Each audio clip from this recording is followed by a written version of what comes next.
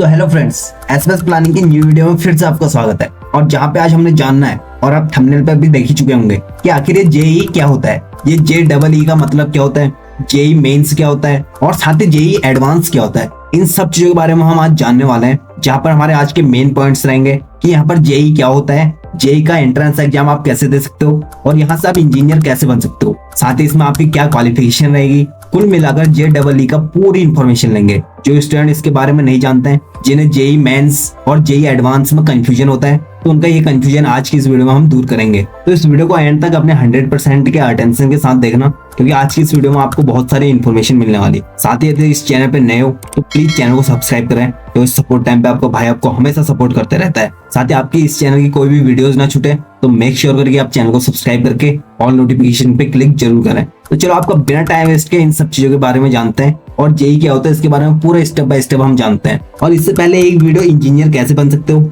इस पर हमारे चैनल पे एक वीडियो ऑलरेडी पड़ी है। तो यदि आप एक इंजीनियर बनना चाहते हो तो इस वीडियो को देखने के बाद उस वीडियो को भी जरूर देखें। तो चलो जानते हैं। आप ये तो जानते ही होंगे कि इंजीनियर बनने के लिए आपको क्या क्या करना होता है। या तो आप BE कर लो या फिर BTech कर लो। BE मतलब बैचलर ऑफ इंजीनियरिंग और दूसरा BTech मतलब बैचलर ऑफ टेक्नोलॉजी। तो यदि आपको इंजीनियर बनना है तो आपने कहीं ना कहीं से ये सुना ही होगा कि आप BTech या BE कर लो। लेकिन BE और BTech में आप कैसे एडमिशन ले सकते हो, इसके बारे में आपने कभी सोचा है? तो जो यहाँ पर जेई होता है ना, उसी के एंट्रेंस के एग्जाम के थ्रू आप BTech और BE में एडमिशन लेते हो। तो सबसे पहले हम जेई के बारे में जान लेते हैं। JEE, जहाँ पर JEE का फुल फॉर्म होता है जॉइंट एंट्रेंस एग्जामिनेशन, जिसे हम हिंदी में कहते हैं संयुक्त प्रवेश परीक्षा।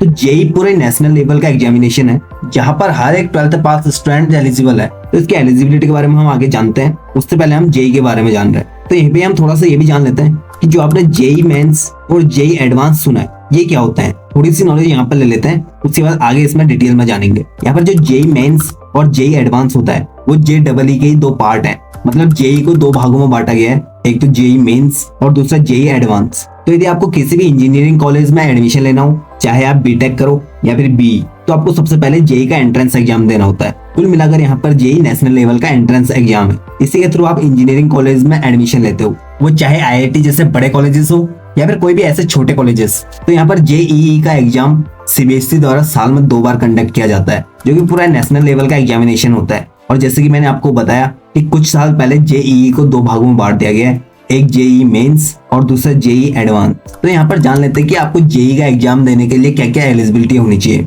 और साथ ही जेई का एग्जाम कौन कौन दे सकता है। तो जिन स्टूडेंट ने 11th और 12th PCM स्ट्रीम से पास किया है, मतलब फिजिक्स, केमिस्ट्री और मैथ सब्जेक्ट से, और ये अभी 12th क्लास में है, तो वो स्टूडेंट यहाँ पर जेई का एग्जाम दे सकते हैं। और यदि बात करें आपको इसमें एडमिशन कहाँ मिलेगा, कौन से कॉलेजेस में मिलेगा, तो यदि आपने 11th 12th में अच्छा स्कोर किया है, आपके मार्क्स अच्छे हैं, तो आपको NIT IIT जैसे कॉलेजेस में एडमिशन मिल सकता है। और यदि आपके मार्क्स कम है तो उस हिसाब से आपको कॉलेज मिलता है। जितने ज्यादा आपके मार्क्स होंगे उतना अच्छा आपको कॉलेज मिलेगा। तो यदि हम बात करें यहाँ पर एग्जाम पैटर्न की कि आपका एग्जाम कैसे होगा, तो यहाँ पर जो आपका एग्जाम होता है वो ऑनलाइन ही होता है और यहाँ पे आपके टोटल क्वेश्चन 90 होते हैं। यहाँ पर फिजिक्स, केमिस्ट्री और मैथ से 30-30 नंबर के क्वेश्चंस पूछे जाते हैं। इसका मतलब आपको फिजिक्स, केमिस्ट्री में अच्छी कमांड देनी होगी, जिससे आप जेई का एग्जाम क्रैक कर सको। यहाँ पर हर क्वेश्चन 4 नंबर का होता है, मतलब टोटल स्कोर 360 नंबर होते हैं। क्वेश्चन आपके सारे ऑब्जेक्टिव टाइप के रहेंगे, मतलब MCQ बेस्ड क्वेश्चन रहेंगे। साथ ही यहाँ पर नेगेटिव मार्किंग भी होती है, जहाँ पर हर क्वेश्चन पर 1/4 मार्क्स काटा जाता है और यदि आप गलत करते हो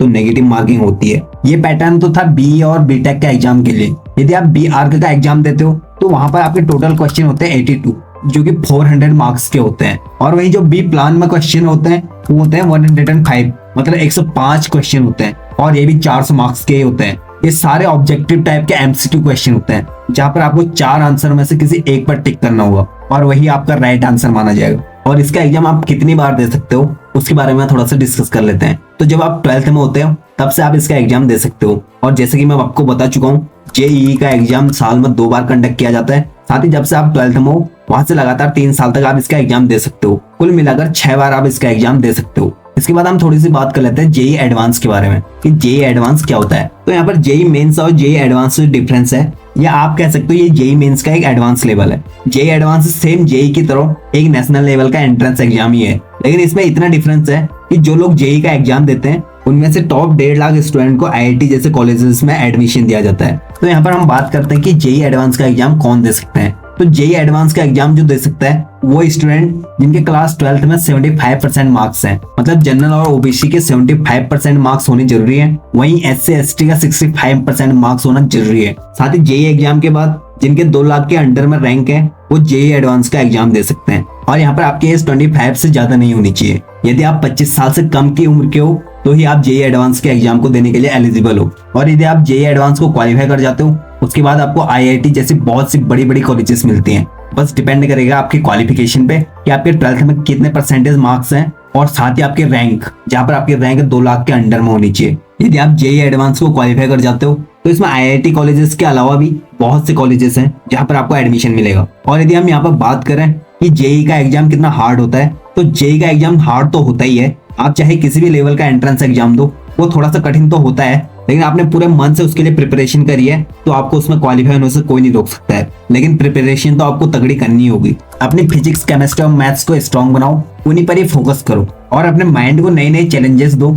फिजिक्स मैथ्स के नए नए प्रॉब्लम्स को सॉल्व करो, इससे आप किसी भी प्रॉब्लम को सॉल्व कर सकते हो। तब आपको कोई भी चीज ज्यादा हार्ड नहीं लगेगी। इसके लिए आपको सेल्फ डिसिप्लिन होना ही पड़ेगा और अपने स्कूल स्टडी में फिजिक्स, केमिस्ट्री और मैथ्स पे ज्यादा फोकस दो, क्योंकि वही आपका बेस होती है आपके फ्यूचर का। क्योंकि वो आपके स्कूल टाइम पर आपके एग्जाम में तो काम आएंगे ही, साथ ही साथ आपके फ्यूचर में बहुत काम आने वाले हैं। यदि आप साइंस स्ट्रीम से हो तब तो अपने फिजिक्स, केमिस्ट्री, मैथ्स पर तो फोकस करना ही है हमें। आप चाहो तो इंजीनियरिंग की बुक्स खरीद लो, वहां से कुछ स्टडी कर लो। साथ में यदि कहीं कोचिंग करना चाहते हो, कोचिंग के द्वारा आप इसकी स्टडी कर सकते हो। इससे आपके स्कूल के एग्जामिनेशन की भी प्रिपरेशन होगी, साथ में आपकी जेई की और इंजीनियरिंग की, तो आपको दो बेनिफिट एक साथ मिलेंगे। इसमें जो जेई एडवांस का भी एग्जाम पैटर्न होता है वो जेई मेंस की तरह होता है। यहाँ पर भी आपको तीनों सब्जेक्ट से क्वेश्चन पूछे जाएंगे, फिजिक्स, केमिस्ट्री और मैथ्स। साथ ही साथ नेगेटिव मार्किंग यहाँ पर भी होती है, मतलब 1/4 मार्क्स यहाँ पर भी काटा जाएगा। तो इसलिए एग्जाम में जितने भी क्वेश्चंस आए उन्हें करेक्ट करके आए। और जो क्वेश्चंस होते हैं वो ऑब्जेक्टिव टाइप के होते हैं, जहाँ पर किन्हीं 4 ऑप्शंस में से आपको एक ऑप्शन को चुनना होगा। यदि आप जेई एडवांस के लिए एप्लीकेशन फॉर्म भरना चाहते हो तो वो आपके जेई मेंस के अकॉर्डिंग ही आपका आवेदन पत्र भरा जाएगा। जिस अकॉर्डिंग आपके जेई मेंस में स्कोर होगा उसी के अकॉर्डिंग जेई एडवांस का आप एप्लीकेशन फॉर्म भर सकते हो। तो आप अपने 12th में रहते रहते भी इसका एग्जाम दे सकते हो और 12th पास करने के बाद भी यदि आप अपनी 12th की भी स्टडी कर रहे हो, साथ ही साथ आप जेई का भी एप्लीकेशन फॉर्म फिल करें और इसका भी एंट्रेंस टेस्ट दें। अपने बोर्ड के एग्जाम के साथ साथ इसकी भी प्रिपरेशन करें। और यदि इस एग्जाम को आप क्वालिफाई कर जाते हो तो आप डायरेक्ट अपनी इंजीनियरिंग की पढ़ाई को स्टार्ट कर सकते हो। यहाँ से आपको दो बेनिफिट एक साथ मिलेंगे। तो आज की वीडियो में हमने आपको यही जानकारी दी कि JEE का मतलब क्या होता है। जिन स्टूडेंट को ये डाउट रहता था कि ये जेई मेंस और जेई एडवांस क्या होता है, तो हमने उनके इस डाउट को भी क्लियर करने की कोशिश करी। यदि आपके पास भी कोई ऐसे क्वेश्चंस हो तो प्लीज हमारे साथ शेयर जरूर करें, हम अपनी पूरी कोशिश करेंगे कि उसका सॉल्यूशन निकाल सकें। तो आज की वीडियो में हमने यही सब जाना। यदि ये वीडियो अच्छी लगी हो, आपको लगा होगा इन्फॉर्मेटिव है, तो दूसरों के साथ भी जरूर शेयर करना। और यदि इस चैनल पे नए हो तो प्लीज चैनल को सब्सक्राइब करें, क्योंकि सपोर्ट टाइम पे आपका भाई आपको हमेशा सपोर्ट करते रहता है। और इसके आपसे कोई भी वीडियो छूट ना पाए तो प्लीज चैनल को सब्सक्राइब जरूर करें। और हमारी वीडियो को देखने के लिए बहुत बहुत धन्यवाद।